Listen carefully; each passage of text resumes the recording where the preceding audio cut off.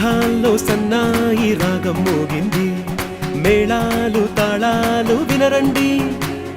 సిరికి శ్రీహరికి కళ్యాణం కానుంది, శ్రీరస్తు శుభమస్తు అనరండి.